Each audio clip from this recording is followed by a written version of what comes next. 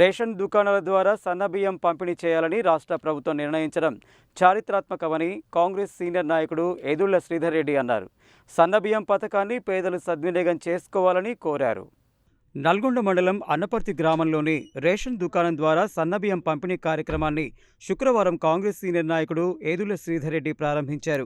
ఈ సందర్భంగా ఆయన మాట్లాడుతూ రాష్ట్రంలోని కాంగ్రెస్ ప్రజా ప్రభుత్వం ప్రారంభించిన రేషన్ దుకాణాల ద్వారా సన్నబియ్యం పంపిణీ పథకం పేద ప్రజలకు ఎంతగానో ఉపయోగపడుతుందని అన్నారు.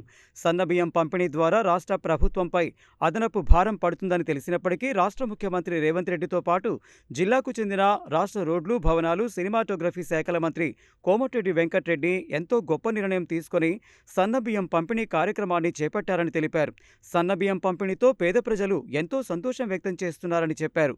ఈ కార్యక్రమంలో మాజీ ఎంపీటీసీ పనస సైదుల్ గౌడ్, ఏదుళ్ల నర్సిరెడ్డి, ఏదుళ్ల శేఖర్ రెడ్డి, రేషన్ డీలర్ కోటగిరి సూర్యనారాయణతో పాటు గ్రామ పంచాయతీ మాజీ వార్డు సభ్యులు, మహిళలు పాల్గొన్నారు.